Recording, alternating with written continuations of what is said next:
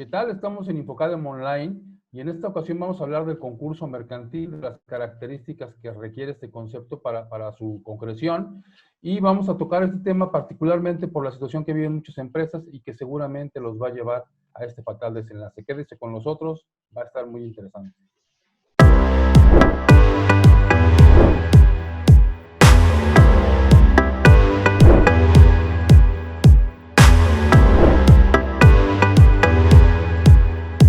¿Cómo están? Bienvenidos a este programa en donde vamos a platicar de un tema que va a estar en boga en los siguientes momentos de nuestro país, porque muchas empresas empiezan a tener problemas financieros, empiezan a tener problemas para el pago de algunos pasivos, para liquidar la nómina incluso, y el concurso mercantil es una figura que desde el año 2000 ha estado en nuestro sistema jurídico. Vino a sustituir a la famosa ley de quiebra y suspensión de pagos, digo famosa en aquellos tiempos, y precisamente para hablar de este tema tenemos aquí a nuestro panel de expertos como cada semana, al licenciado Felipe Dionisio, a la contadora Sandra Cuevas, quienes nos van a platicar de este tema y nos van a hacer algunos comentarios que pueden ser importantes para las empresas. Bienvenidos, gracias por acompañarnos como siempre. Gracias a usted. Muchas gracias, doctor. Bien, Felipe, y quisiera empezar contigo porque, bueno, la parte jurídica normalmente es la que tú nos apoyas para discernir algunos temas, y que nos platiques en principio qué es este concurso mercantil, qué consideraciones plantea la ley que lo rige, en qué consiste este concurso mercantil, por qué es importante hoy conocer de este procedimiento para las sociedades mercantiles que así se establece.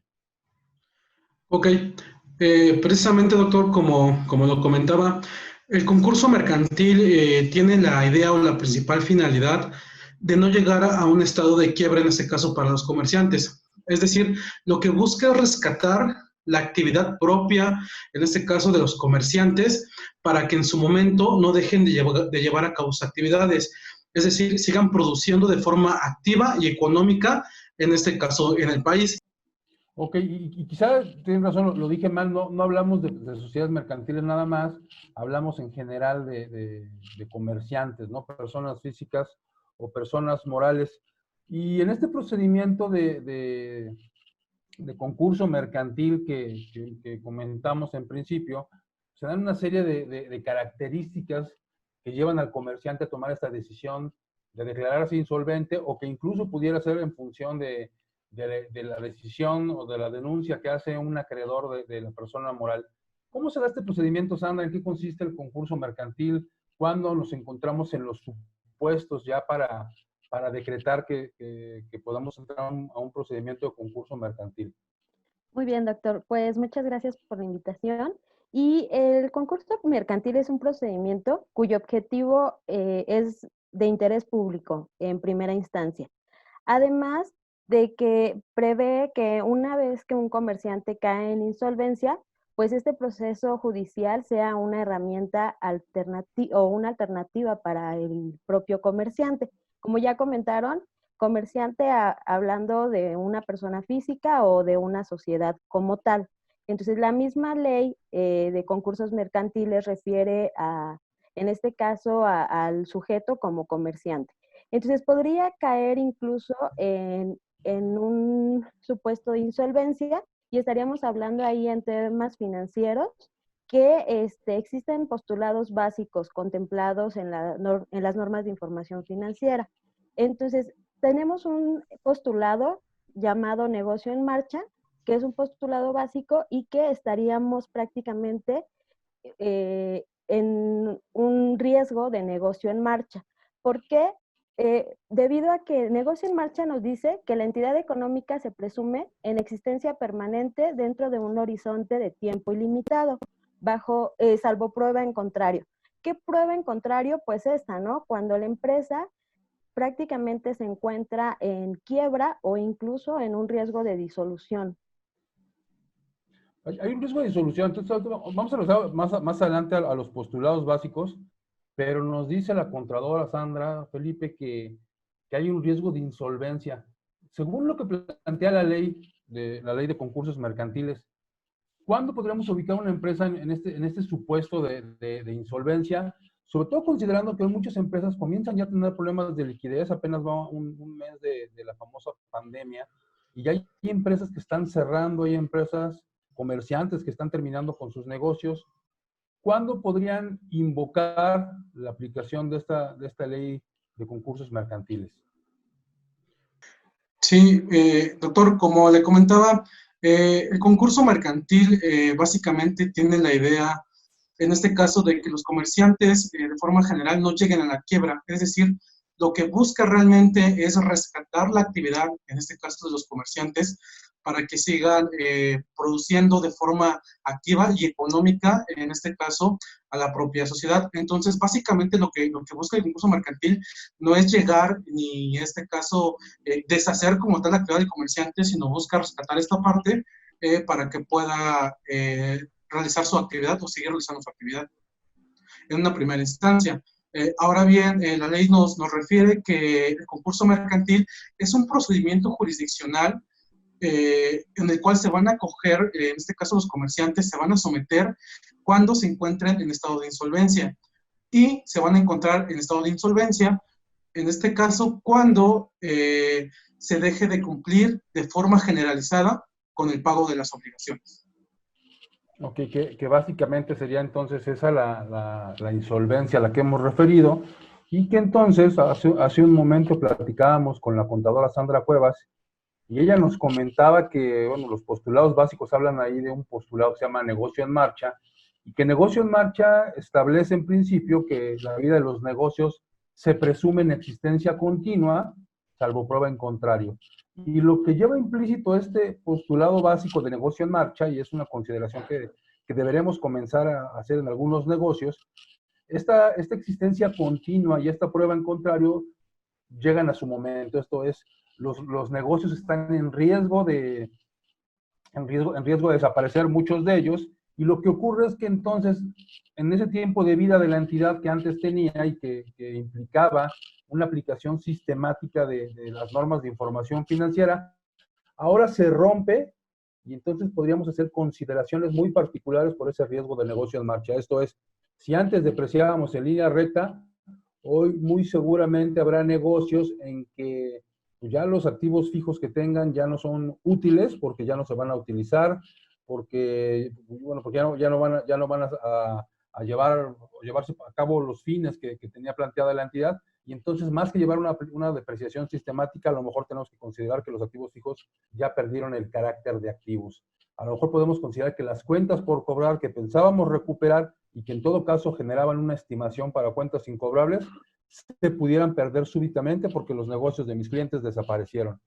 Entonces hay consideraciones que en el caso de riesgo de negocio en marcha me permiten romper con la aplicación sistemática de postulados.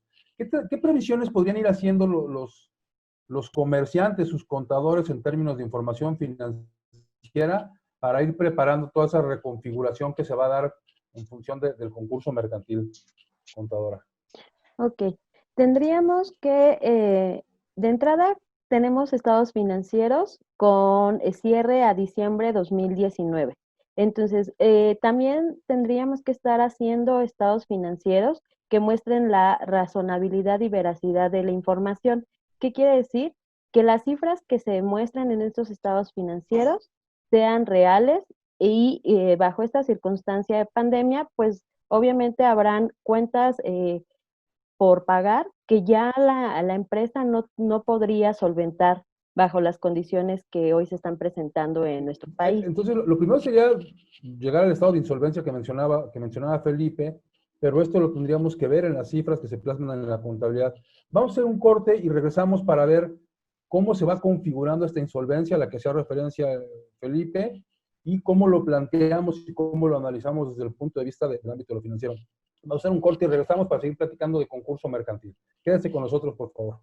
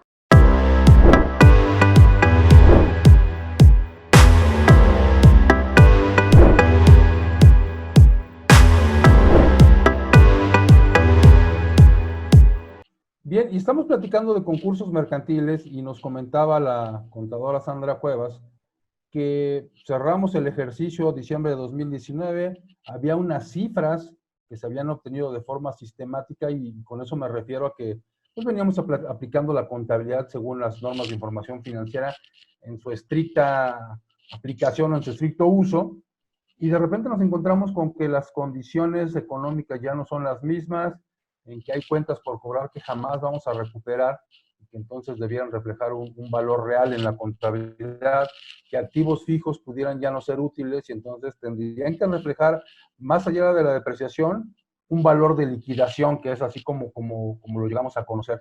Entonces, ¿cómo hacemos esa reestructuración? ¿Cómo nos propondría hacer esa reestructuración financiera? ¿Qué tendría que valorar tanto el dueño como el contador de una empresa para que entonces las cifras sí muestren esa imagen real de la entidad de la que tanto habla la contabilidad? Ok, tendríamos que mostrar de entrada esa realidad a través de asientos contables. Entonces, tendríamos que hacer esas estimaciones, por ejemplo, en el caso de cuentas por cobrar, hacer las estimaciones que vayan acorde a la realidad de lo que se va a recuperar. Otro concepto es en cuentas de activo, de caja, bancos, inversiones. La realidad es que, dadas las circunstancias, también esas cuentas, en la mayoría de los casos, se encuentran con saldos muy bajos, que incluso ni siquiera pueden soportar el pago de gastos fijos mensuales de la entidad. Entonces, de entrada, hacer los asientos en cada una de las partidas de las cifras contables que muestren como tal la realidad. Entonces tendríamos que hacer estimaciones. En el caso de los pasivos, pues también tener contempladas las cuentas, porque no las vamos a desaparecer, eso es un hecho, pero en la parte de activos es donde se va a ir disminuyendo como tal la cifra. O sea, puede disminuir la cifra. ¿Cuándo pierde su carácter de activo? Un elemento que lo tiene, de hecho. O sea, los que tenemos como activos, ¿cuándo podrían perder ese carácter de activo? Cuando no me van a dar beneficios futuros. Entonces, la primera característica es que me tiene que dar beneficios futuros. ¿Y qué quiere decir? Un activo hoy puede dejar de tener esa característica y yo incluso tener en juego la existencia de la empresa. Entonces, un activo perdería como tal su carácter. Inventarios. Muchos empresarios hoy se enfrentan a una pérdida de inventarios en valor, sobre todo los perecederos, porque los alimentos, si bien son de primera necesidad, no han tenido como tal la demanda porque no hay dinero, ni siquiera nada más en las empresas, no hay dinero como tal circulando. Entonces, esos inventarios hoy son pérdidas prácticamente, o incluso inventarios, vamos a imaginar, con todas las publicaciones que se han hecho, hay empresas que quizá la actividad va enfocada a fechas específicas como un 10 de mayo, como un Día del Niño, que son juguetes. Entonces, ese inventario hoy queda obsoleto. Y al quedar obsoleto, entonces pierde esa característica de darme un beneficio futuro. A ver, entonces, al 31 de diciembre yo tengo unas cifras. Uh-huh. Quizá incluso al 31 de marzo tengo unas cifras que van siendo equivalentes. Pero lo que me estás diciendo, y conforme a la definición de activos, donde dice que son recursos que controla la entidad, pero que tienen como principal característica para seguirse considerando como activos, que deben tener una potencialidad para generar beneficios. Cuando se pierde, entonces deja de ser un activo y entonces, sin que haya mediado ningún evento externo a la entidad, cambia la configuración financiera del ente. Correcto. Y entonces decía Felipe, bueno, podemos colocarnos en un estado de insolvencia que lleve tanto al comerciante como a sus acreedores a solicitar este concurso mercantil. ¿Cuándo hay insolvencia, Felipe? ¿Cuándo podemos apreciar numéricamente que hay insolvencia? Los supuestos que marca la ley. Sí, efectivamente. Como tal, nos refiere la ley que en este caso, cuando exista el incumplimiento de forma generalizada del pago de las obligaciones, en este caso del comerciante. También nos refiere en su momento que, entre otras circunstancias, que va a ser cuando no cumpla con el pago de sus obligaciones de forma generalizada a dos o más acreedores. Ese es un requisito que también establece la ley. Y basándonos en esa idea, en el concurso mercantil hay una etapa previa, antes de las dos que refiere propiamente la ley, que va a ser, en este caso, la conciliación y posteriormente la quiebra.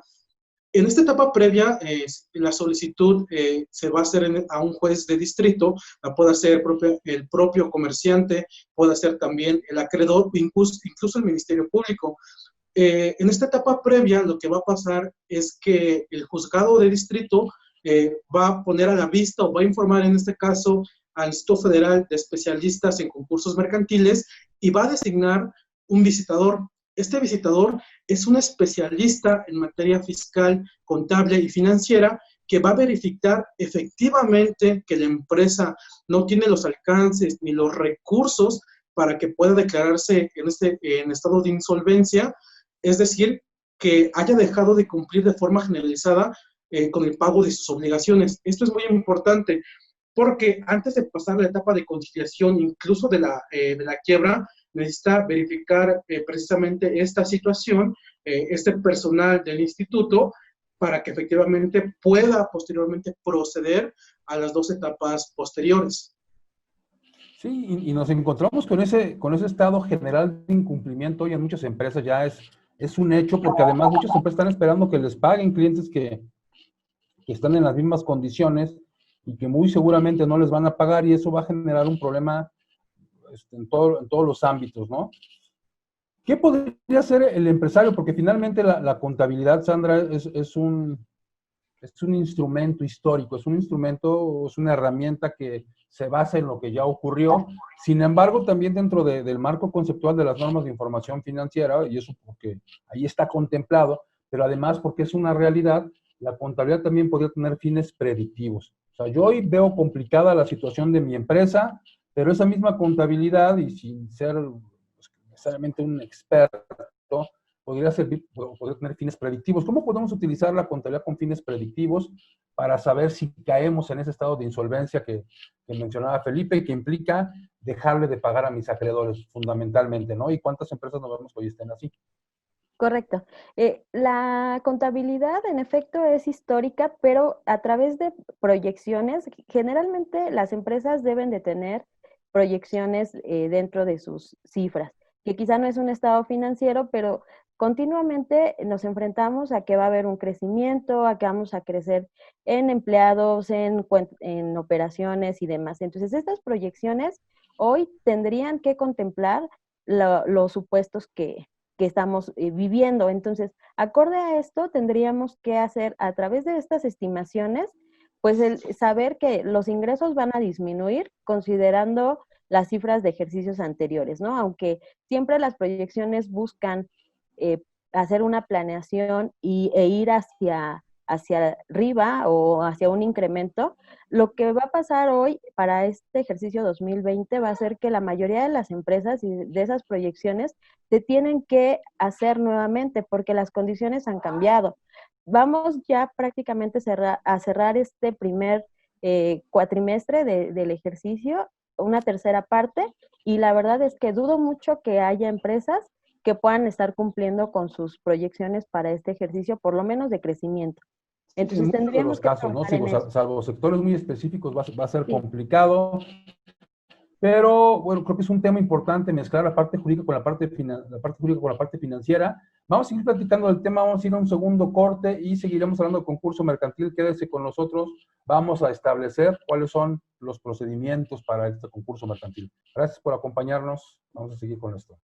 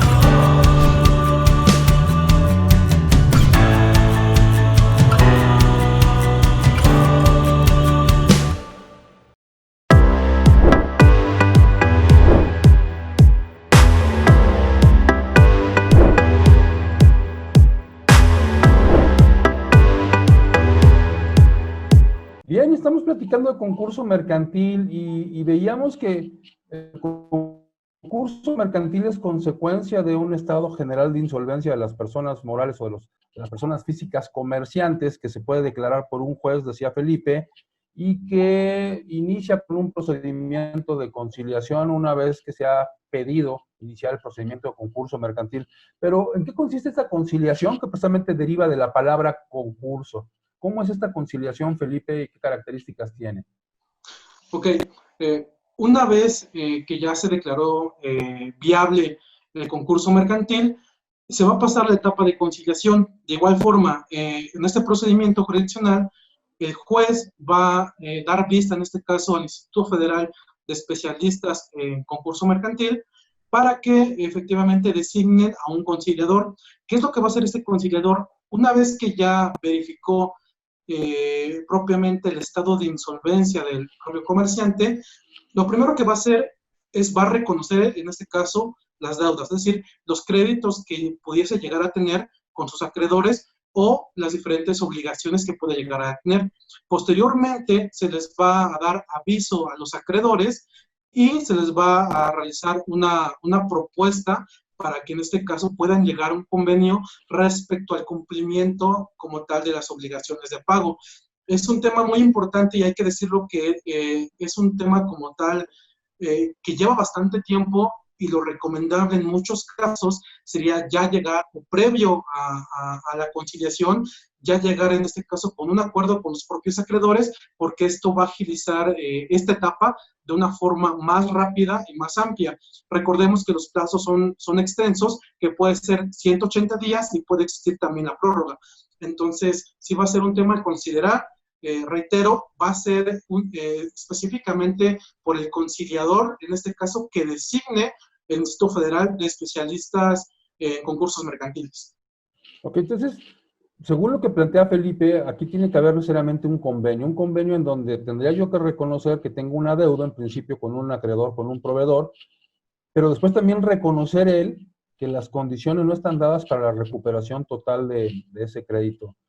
Y entonces tenemos ahí un problema adicional, ¿no? El problema también de carácter fiscal, porque bueno, pues finalmente estimamos va a haber pérdidas en muchas de las empresas, pero en el momento en que se empiezan a celebrar convenios, tenemos el aspecto financiero, en donde tendría que haber un reconocimiento contable de la disminución de los pasivos y del probable pago que vamos a hacer con nuestros activos, pero también tendríamos que reconocer que el comerciante que se vea beneficiado con una quita, con una disminución, con un acuerdo conciliatorio en donde disminuya sus deudas, va a tener un efecto financiero aparentemente favorable, ¿no? Que incluso podría generar un pago de impuestos. ¿Cómo es toda esta perspectiva, Sandra, del concurso mercantil? Que también tenemos que considerarla, ¿no? O sea, una deuda condonada es un ingreso. Es un ingreso que financieramente se va a ver reflejado. Sin embargo, el tratamiento fiscal va a cambiar, que eso es algo que debemos de tener muy presente, porque financieramente, en efecto, vamos a tener un ingreso, vamos a tener esa disminución de los pasivos, pero no tampoco nos quedemos con la idea de que nos va a beneficiar en todos los aspectos. La idea más que nada de la conciliación, pues es esa, prevalecer la existencia de la empresa. Entonces, una vez prevaleciendo, vamos a hacer el reconocimiento financiero. Financiero ahí va a estar y se debe reconocer, eso es claro. Pero sí que quede en el entendido también el comerciante que para efectos fiscales tiene otro tratamiento. Entonces, ahí para que igual Al final del no día se vaya también a es un confundir. ingreso. En el caso de las personas morales es muy claro, ¿no? Uh-huh. El artículo 18 dice que las deudas condonadas, pues al final del día llegan a considerarse como un ingreso también para efectos fiscales. Entonces, digo, más o menos coincide.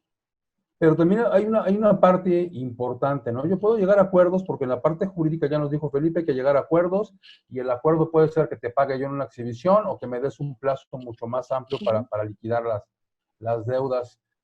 Financieramente, ¿cuál sería la sugerencia para los comerciantes que estén planteando llegar a este concurso mercantil? Que también vale la pena decirlo, concurso mercantil no significa cierre, significa precisamente una etapa que pretende evitar el cierre. Financieramente, ¿qué tendría que hacer el comerciante para comprometerse a pagar o no a pagar o pedir plazo? ¿Qué recomendarías tú a un comerciante que ya está pensando seriamente en esta etapa del concurso mercantil? Correcto. Hacer una evaluación primero del activo, qué tanto podría realmente soportar y que estos convenios puedan ser lo más extensos posibles. Irnos quizá y jugar con, ok, ya me dieron la opción, ya estoy en concurso mercantil, estoy en esta etapa de conciliación. Bueno, entonces lo que podemos hacer es hacer mucho más extensivo el tiempo para que mientras dura ese lapso en que la empresa se va recuperando, sus activos nuevamente empiezan a ser y a mostrar solvencia. Entonces, la recomendación sería hacer los plazos lo más extensos posibles. Digo, en la medida de la sociedad y en la medida que no haya un costo financiero, ¿no? Que Así podría es. ser una de las limitantes. Bueno, Felipe, y entonces llegamos a esta conciliación, la superamos, conciliamos y aún así continúa ese estado general de insolvencia de la persona moral, incluso se agrava como consecuencia de estos pactos que estamos celebrando. ¿Qué sigue? Porque después de la conciliación viene la quiebra. ¿Qué pasa en este proceso? Ok, precisamente si en la conciliación no se llegaron básicamente a los convenios o los acuerdos que pudiesen darse, lo que sigue es precisamente la etapa de la quiebra. En la etapa de la quiebra, de igual forma, el juzgado, el juez, va a dar vista al instituto, como ya comentamos, y entonces ahí, ¿qué es lo que va a pasar? Ahí va a entrar un síndico. El síndico se va a encargar de la administración, de la seguridad y del cuidado de la masa, es decir, de los bienes del comerciante, para posteriormente sacarlos a remate y así pagarle, en este caso a los acreedores, en un orden. Hay que recordar, y es muy importante, que hay un orden de prelación. Es decir, ya haciendo un poco de recapitulación, ya se dio el concurso mercantil, ya llegamos a la etapa, en este caso, de convenios, no los hubo, llegamos a la quiebra. En la primera etapa hubo un licitador, en la segunda etapa hubo un conciliador, y en esta tercera va a haber un síndico que se va a encargar prácticamente de la administración de los bienes para el pago, en este caso, a los acreedores. Reitero, hay un orden de prelación, la ley de concursos mercantiles refiere en este caso también varios acreedores, pero digamos que lo más importante, hay que tener en cuenta que el primer acreedor van a ser en este caso los trabajadores, es decir, el salario de los trabajadores y hasta 2 años anteriores a la declaratoria de concurso mercantil. Creo que en esta etapa, en esta situación que vivimos actualmente, hay que recordar o vale la pena puntualizar que primero va a estar en este caso los trabajadores y así sucesivamente, para ya no dar todos los supuestos de los acreedores, y también recordar en este caso que el SAT no va a ser uno de los primeros a quien, si hay un crédito fiscal, a quien se le va a pagar, sino que hay un orden de prelación y el SAT está prácticamente hasta el cuarto puesto, para ya no mencionar básicamente a todos los acreedores que pueden suscitarse en una situación como esta. Es un procedimiento extremo, pero que finalmente hay que contemplar. Sandra, ¿alguna conclusión que quisieras darnos respecto de este tema? Claro, la ley de concursos mercantiles es una herramienta que tendríamos que echar mano bajo esta situación de pandemia. Entonces, recordar que tampoco es o está mal hablar de concursos mercantiles, como vimos a lo largo de la charla, pues es una herramienta que al final del día busca la existencia y que prevalezca el empresario como fuente de ingreso en la economía del país. Entonces, es un tema que considero debemos de conocer más, debemos de estudiar más y sobre todo debemos de aplicarlo, porque hoy sería una de las opciones a las que muchas empresas deben de acudir bajo las circunstancias. Muy bien, pues creo que como conclusión nos queda que esta herramienta jurídica tiene alcances financieros, evidentemente, y es buen momento para que las empresas empiecen a proyectar, empiecen a valorar la posibilidad de subsistencia que tienen, porque el entorno actual viene complicado y hay que tener la adecuada asesoría jurídica y financiera para que tu empresa salga lo mejor librado de esta etapa. Les agradecemos mucho que nos hayan acompañado. Gracias a nuestros panelistas, Felipe, Sandra, muchas gracias por haber estado aquí con nosotros. Gracias por la Y los esperamos en una emisión más de este programa que es para ustedes y que esperamos les haya utilidad. Hasta la vista.